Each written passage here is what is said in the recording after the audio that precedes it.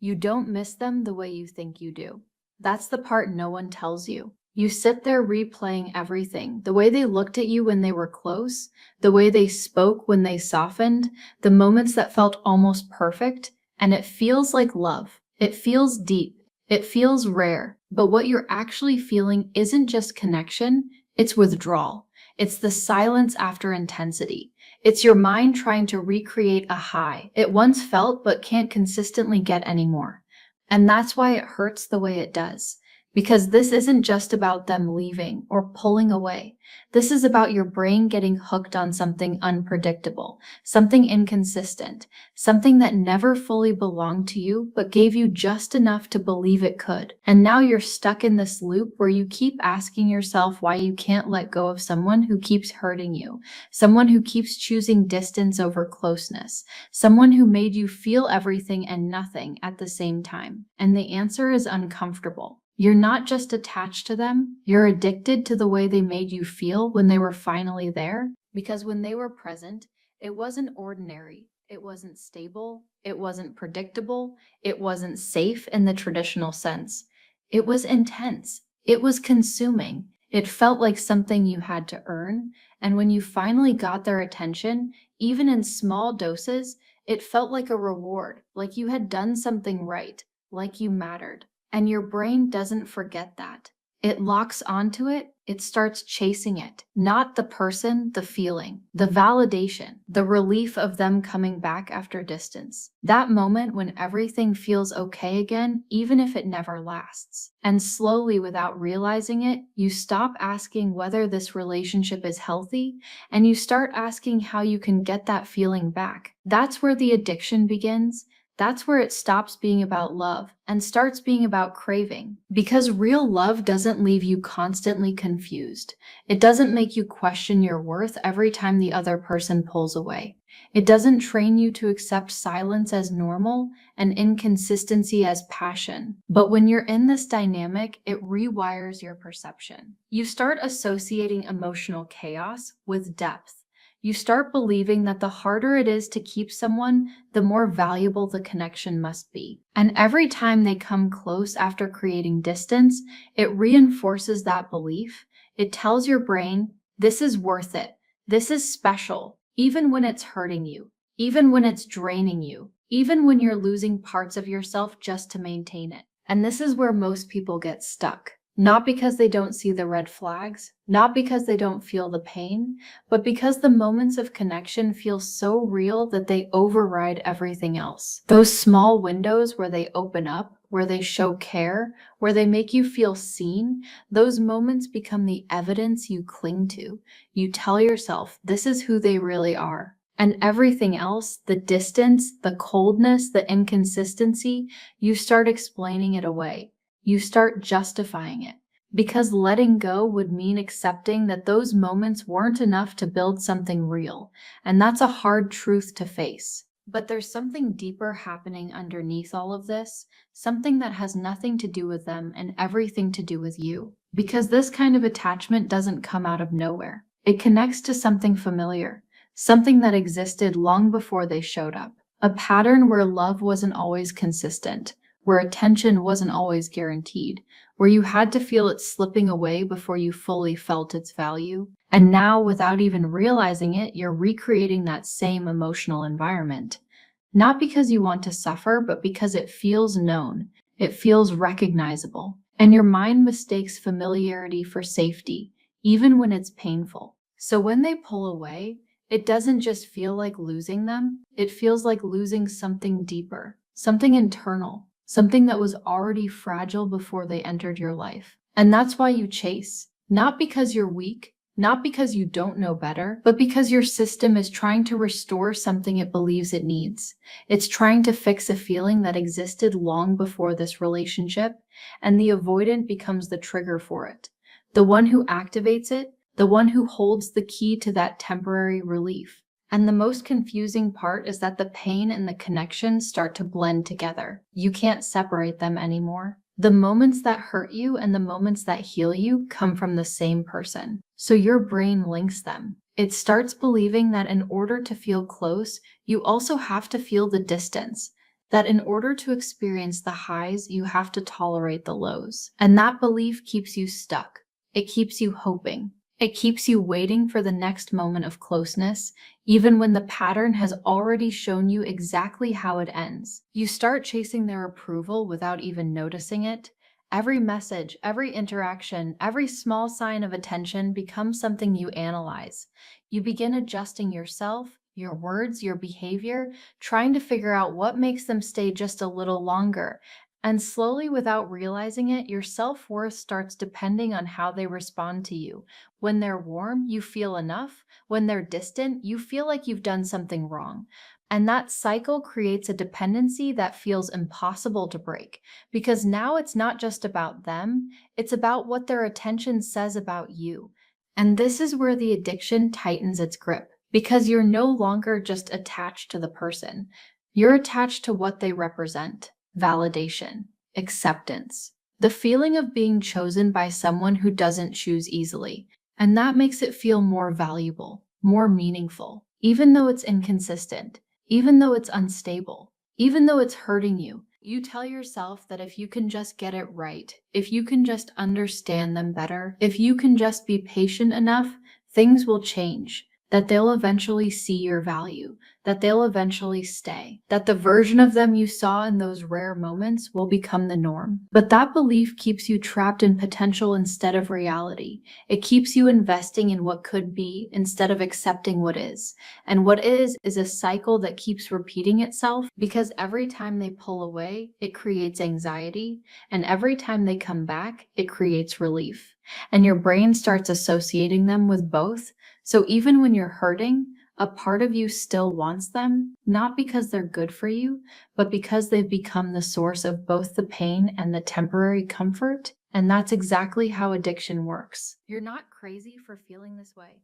You're not weak for struggling to let go. You're caught in a pattern that was designed to keep you hooked. A pattern built on inconsistency, emotional unpredictability, and just enough connection to keep you from walking away completely. And the more you stay in it, the more it reinforces itself. The more it convinces you that this is what love feels like, but it's not love. It's a loop. A loop where you keep chasing something that only shows up in fragments. A loop where you keep hoping that the person who hurt you will also be the one who heals you. A loop where you lose more of yourself each time you try to hold on to them. And the hardest part is realizing that the thing you're addicted to was never consistent enough to truly be yours. But your mind doesn't let go easily, because it remembers how it felt in those moments when everything aligned, when they were present, when they were close, when it felt real. And it keeps chasing that version, even when reality keeps proving otherwise. That's why you're still here. That's why it's so hard to walk away. Not because they're the only one for you, not because this is the deepest connection you'll ever have, but because your system got used to the cycle. And breaking that cycle doesn't just mean losing them. It means facing everything underneath it. The patterns, the wounds, the need for validation, the fear of not being chosen. And that's where the real work begins. Not in trying to get them back, not in trying to make them stay, but in understanding why you stayed in something that kept hurting you. And why a part of you still wants it, even now. And once you start seeing that truth clearly, something shifts inside you, but not in the way you expect. It doesn't immediately set you free. It doesn't suddenly make you stop missing them or erase the pull you feel toward them. In fact, sometimes it makes it even harder at first, because now you're aware, now you can see the pattern for what it is. And yet a part of you still wants to go back. Still wants to feel that closeness again, still wonders if maybe this time could be different. And that internal conflict, that's where the real struggle begins. Because now it's not just about them anymore, it's about you trying to separate what you feel from what you know. You know the inconsistency hurt you. You know the silence made you anxious. You know you gave more than you received. And yet your emotions don't instantly align with that truth. They lag behind. They hold on to the memory of what felt good, even if it was temporary. And that's what creates the tension inside you. The part of you that's waking up and the part of you that's still attached. Because the attachment didn't just come from what they did. It came from what you believed it meant. Every time they came back, it felt like proof. Proof that you mattered. Proof that the connection was real. Proof that you weren't imagining it. And those moments became the foundation of your hope. Even if they were surrounded by distance and confusion, they still felt significant enough to keep you invested. And now, without those moments, there's a void. Not just because they're gone, but because the validation they gave you is gone too. That feeling of being chosen, even temporarily, created a sense of emotional security that you didn't fully have on your own. So when they disappear, it doesn't just feel like losing them, it feels like losing a part of how you saw yourself. That's why it's so hard to detach. Because on some level, it feels like you're letting go of the only thing that made you feel certain, even if that certainty was fragile. And your mind starts playing tricks on you. It starts highlighting the good moments, replaying the connection, minimizing the pain, trying to convince you that maybe it wasn't that bad, maybe you overreacted, maybe if you just handled things differently, it could have worked. But that's not clarity. That's the addiction trying to pull you back in. That's the part of you that got used to emotional inconsistency trying to recreate the cycle. Because even pain can feel safer than the unknown when it's familiar. Even confusion can feel more comfortable than emptiness when you've been living in it for so long. And this is where you start realizing something deeper. You weren't just attached to them, you were attached to the idea of finally being enough for someone who felt hard to reach. Because if someone like that could fully choose you, fully stay, fully commit, it would validate something inside you on a level that goes beyond the relationship itself. It would feel like proof that you're worthy in a way that no stable, consistent love ever had to prove. And that's why stability can feel underwhelming after this kind of dynamic. Because it doesn't activate that same intensity, it doesn't create the same highs and lows. It doesn't make you question yourself or chase validation. It just exists. It's steady. It's predictable, it's calm. And when your system is used to chaos, calm can feel like something is missing, like something isn't as deep, like something isn't as real. But that feeling isn't truth. It's conditioning. It's what happens when your emotional baseline has been shaped by inconsistency. You start associating love with effort, with struggle, with uncertainty. You start believing that if it's not intense, it's not meaningful. And that belief keeps you drawn to people who can't fully show up for you, because they recreate that same emotional environment you've learned to associate with connection. And the hardest part is realizing how much of yourself you adjusted just to stay in it, how many times you silenced your needs because you didn't want to push them away. How many times you accepted less than you deserved because you were afraid of losing the little they were giving you. How many times you told yourself to be patient, to be understanding, to not ask for too much, even when it was costing you your peace. Because deep down you knew, you felt the imbalance, you felt the inconsistency, you felt the way your mood depended on how they showed up. But you stayed anyway. Not because you didn't value yourself, but because a part of you believed that if you just held on long enough, it would finally become what you needed it to be. And that belief is powerful. It keeps people stuck for months, sometimes years, because it's not just hope, it's emotional investment. It's everything you've already given, everything you've already felt, everything you've already endured. Walking away doesn't just mean losing them, it means accepting that all of that didn't turn into something stable, and that's a painful realization. So instead, your mind tries to bargain. It tries to find ways to make it work in your head. It reinterprets their behavior. It searches for signs that they care more than they show. It holds on to the smallest moments of warmth as evidence that something real exists underneath the distance. But here's the truth that changes everything. If someone can only give you love in fragments, then what you're attached to isn't a relationship. It's a pattern where you're constantly adjusting, constantly hoping, constantly waiting for consistency that never fully arrives. And the longer you stay in that pattern, the more it shapes how you see yourself. You start believing that this is what you have to accept, that love requires this level of uncertainty, that being chosen is something you have to earn through patience and endurance. But real connection doesn't make you feel like you're constantly on the edge of losing it. It doesn't make you question where you stand. It doesn't make you feel like you have to prove your worth over and over again just to maintain it. And when you begin to understand that, not just logically but emotionally, something starts to shift again. Not instantly, not perfectly, but gradually. You start seeing the pattern more clearly than the person. You start recognizing that what pulled you in wasn't just who they were, but how the dynamic made you feel. And that awareness is where your power starts coming back. Because once you see the cycle, you can't fully unsee it. Even if a part of you still misses them, another part of you now understands why. It understands that the longing isn't just about love, it's about the emotional conditioning that kept you attached. And from that place, you begin to question things differently. Not why don't they choose me, but why did I keep choosing something that hurt me? Not what can I do to get them back, but what part of me felt like this was enough? Those questions are uncomfortable. They force you to look inward instead of outward.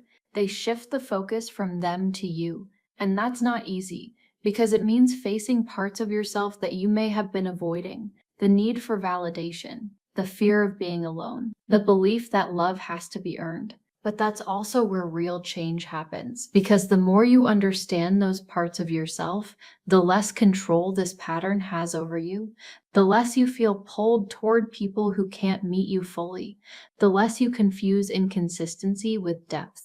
And slowly you start detaching, not because you forced yourself to stop caring, but because you've started seeing the reality more clearly than the illusion.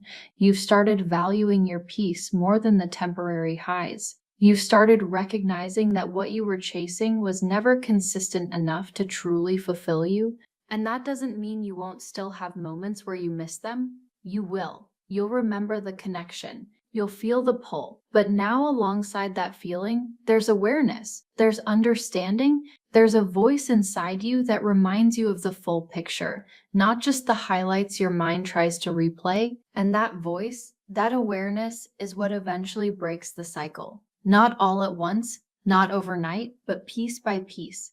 Until one day you realize that the hold they had on you isn't as strong anymore, that the need to go back isn't as overwhelming, that the version of yourself who felt dependent on their presence is slowly fading. And in its place, something stronger begins to form. Something more stable. Something that doesn't rely on someone else's inconsistency to feel alive. Because the moment you stop chasing what hurts you is the moment you start reclaiming yourself. And as you start reclaiming yourself, you notice something profound. The more you step back from the constant pull of their unpredictability, the more you start reconnecting with parts of yourself that you forgot existed. The parts that didn't revolve around waiting for their attention, hoping for their validation, or analyzing every interaction for hidden meaning. You begin to remember who you are when your worth isn't tied to someone else's choices. And it's in that quiet, in that space where the addiction used to live, that real clarity begins to take root. Because before, your life had been punctuated by highs and lows that weren't yours to begin with. Every time they pulled away, your heart raced. Every time they returned, you felt relief, as if something inside you depended on it to survive. But now, when you step back and watch the cycle from a distance, you start to see it for what it really is, a loop designed to keep you hooked, to keep you chasing, to keep you unsure. And that recognition is powerful. It doesn't just bring understanding, it brings choice. For the first time, you realize that staying caught in this pattern is optional. And that's when the internal dialogue starts to shift. Before, it was all about them. If only they would stay. If only they would see me. If only they could love me fully. But now your thoughts begin to center on you. What do I need? What makes me feel safe? What brings me peace? And that shift, subtle at first, grows stronger with each moment you resist the pull of inconsistency. It's no longer about chasing someone who can't fully show up. It's about showing up for yourself, fully and without compromise. And yes, there are moments when it still hurts. When you remember the way they used to look at you, the rare moments of closeness that felt like home, the flashes of intimacy that made you believe in possibility, those memories can hit like a wave, making your chest ache and your mind spin with what ifs. And that's normal. That's part of untangling yourself from an emotional addiction. The difference now is that these moments don't dictate your actions. You can feel the longing, acknowledge it, and still choose yourself. That is the profound power of awareness. It doesn't erase the pain, but it prevents it from controlling you because you begin to see the pattern in others too. Not just in this one person, but in the dynamics you've allowed into your life before. You notice the familiar cycles of push and pull, of intensity and absence, of craving and disappointment. And instead of blaming yourself, you start noticing your part. The patterns you repeated, the places where your own needs were silenced, the moments you gave too much in hopes of receiving a fraction back. And that self-reflection isn't about shame. It's about liberation. And it's through this lens of liberation that you start making different choices. You stop excusing behavior that once kept you hooked. You stop trying to fix the unfixable. You stop overanalyzing interactions to find meaning where none exists. Instead, you begin to see love and connection for what they truly are, a mutual exchange of care, respect, and consistency, rather than a series of highs and lows meant to keep you craving more. And this is where the real healing begins. And as you continue to step back and prioritize your own emotional well-being, you notice a subtle but powerful shift in how you engage with others. You no longer tolerate fragmented attention. You no longer invest in people who are unwilling to meet you halfway. You no longer confuse intensity with intimacy. And in those moments, you start to understand the difference between someone who hurts you because of who they are and someone who hurts you because of the patterns you've been conditioned to accept. And this understanding brings a sense of freedom that you might not have realized was possible. It doesn't come in the form of a dramatic moment or a sudden breakthrough. It comes quietly, like a calm settling over your internal storm. You stop feeling desperate for attention. You stop feeling that your value depends on being chosen by someone else. You start feeling whole in your own presence, capable of loving yourself fully without needing external validation to fill the gaps. And in that wholeness, you discover a new kind of attraction. Not to chaos, not to inconsistency, but to authenticity. People who are consistent, people who are available emotionally, people who see you, respect you, and engage with you fully. And suddenly the patterns that once felt familiar no longer appeal. The pull of unpredictability no longer entices you because your emotional system has recalibrated. You've experienced the extremes and now you crave stability, depth, and reciprocity. And yet it's not always linear. There are still moments when the old pull surfaces. Memories of intensity, flashes of longing, whispers of hope. But now you're equipped to recognize them for what they are. Triggers, echoes of a loop you've already begun to dismantle. You can acknowledge the feelings without acting on them, without allowing them to dictate your choices. You begin to see the difference between craving and genuine desire, between addiction and authentic connection. And as this awareness deepens, you begin to reclaim your energy. You stop giving it away to someone who cannot reciprocate. You stop investing in relationships that leave you emotionally bankrupt. You start channeling that energy into yourself, your growth, your passions, your peace. And in doing so, you create a life that no longer revolves around the highs and lows of someone else's emotional availability. You start building a foundation where your happiness doesn't depend on fragments of attention. It rests in the certainty of your own self-worth. And that foundation is what makes it possible to recognize a new kind of love when it appears. Love that isn't chaotic or conditional. Love that doesn't require you to chase or overanalyze. Love that comes naturally, consistently, and fully. And while it may feel unfamiliar at first, it is the kind of love that finally aligns with the stability and emotional security your heart has longed for. And the most important realization of all is that this transformation didn't happen because they changed, didn't happen because someone else finally saw your worth, and didn't happen because external circumstances improved. It happened because you chose yourself. It happened because you acknowledged the patterns, felt the pain, and made the conscious decision to stop perpetuating a cycle that no longer served you. And in that choice, you find freedom, not just from the person who hurt you, but from the addiction itself. The cycle that once held you captive no longer defines your emotional world. You've reclaimed your narrative. You've reclaimed your boundaries. You've reclaimed your peace. And in doing so, you open yourself to the possibility of real connection, the kind that doesn't hurt and the kind that doesn't require chasing. Because the truth is, the person you were addicted to never owned your happiness. They never had the power to create it. That power has always been within you. And once you realize that, the pull loses its grip. The longing loses its control, the loop finally breaks, and for the first time in a long time, you can breathe, not just with relief, but with the deep, quiet certainty that you are whole, you are enough, and the life and love you deserve are waiting for you outside the cycle, beyond the addiction, and fully in your own hands. You've endured the pain, survived the unpredictability, and untangled yourself from the pattern. And now the rest of your life is no longer dictated by someone else's inconsistency.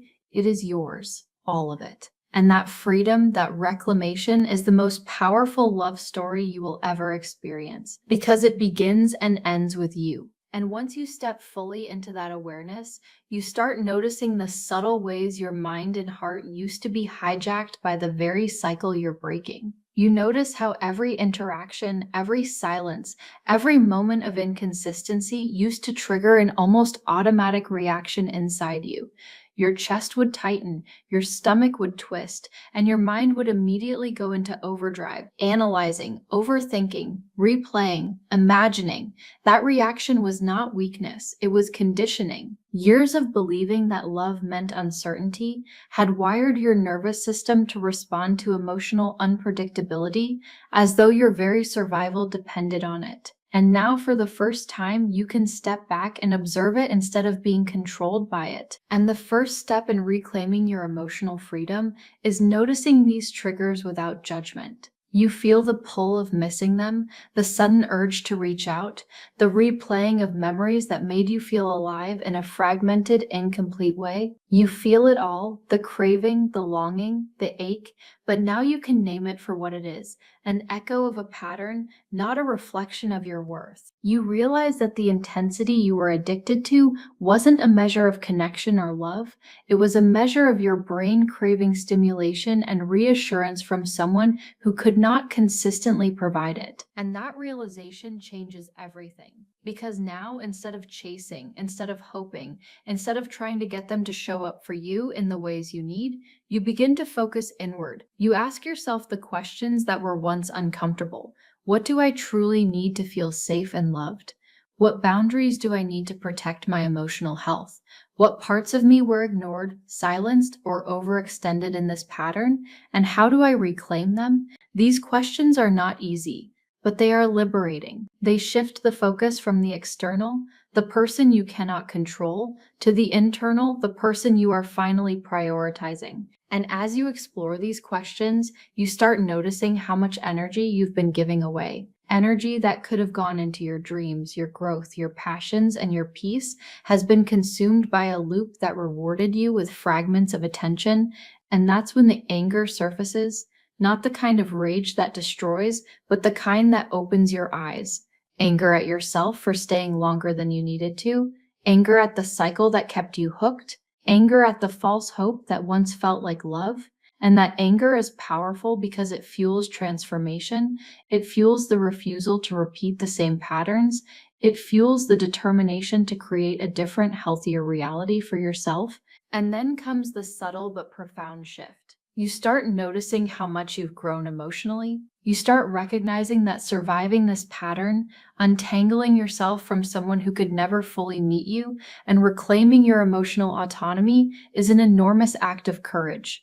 It's not just about breaking free from a person, it's about breaking free from a belief system that told you your worth depended on someone else's inconsistency. It's about rewriting the rules you unconsciously accepted about love and attachment, and every small step you take in this process strengthens you, reshapes your perception, and builds a foundation for the love you truly deserve. And as you continue to rebuild yourself, you realize something essential. Your value is not determined by someone else's availability. Your happiness is not contingent on their presence. Your self-worth is not dictated by the fleeting highs and lows of someone else's inconsistency. And in fully internalizing this, you begin to approach relationships differently. You no longer seek intensity or drama as a measure of love. You no longer tolerate neglect, coldness, or distance disguised as passion. You no longer allow your peace to be compromised in the name of hope or potential. And that, more than anything, is the ultimate act of reclaiming power over your emotional life. And then, as you navigate new connections, you notice a remarkable clarity. You see potential partners through a lens that is not clouded by craving or addiction. You notice who is truly consistent, who communicates openly, who meets you halfway, and who values you fully. And you approach these relationships with discernment, not fear, with presence, not anxiety, with confidence, not neediness. And even when you feel sparks or moments of attraction, you no longer confuse them with desperation or obsession. You recognize the difference between genuine desire and conditioned craving, between authentic connection and old patterns trying to trick you. And the freedom you feel is both subtle and profound. It doesn't come with fireworks or grand gestures. It comes as a quiet confidence in your ability to choose yourself, to protect your heart, and to pursue what truly nourishes your emotional well-being. It comes as an inner calm, knowing that no person has the power to dictate your worth or destabilize your sense of self. It comes as peace, the kind that comes from finally understanding the difference between being attached to someone who hurts you and choosing someone who elevates you. And even though memories of the past may linger, the longing, the intensity, the fleeting moments that once felt like love, they no longer control you. You can remember without being pulled in. You can feel the ache without succumbing to it. You can acknowledge the pull without acting on it. That is the essence of emotional sovereignty, feeling fully, but not being enslaved by feelings created by someone else's inconsistency. And as you continue this journey, you notice another transformation. The way you see yourself changes. You begin to treat yourself with the care and respect you once sought externally. You honor your boundaries, express your needs without fear, and cultivate a sense of self-worth that is independent of external validation. You start to recognize that being whole doesn't require someone else's approval, it simply requires your commitment to yourself. And that commitment is stronger than any craving, stronger than any old attachment, and stronger than any pattern you once thought you couldn't escape. And gradually, you begin to notice how this shift impacts every area of your life. The energy you once spent worrying about their distance or chasing their approval is now invested in your growth, your passions, your healing, and your connections that are mutual and fulfilling. You notice your clarity in decision-making, your confidence in asserting boundaries, and your ability to engage with relationships from a place of choice rather than necessity. And in seeing these changes, you recognize that the cycle that once dominated your heart is now just a memory, a lesson, a teacher that helped you evolve rather than a trap that controls you. And the final realization comes softly, almost imperceptibly, but it is profound.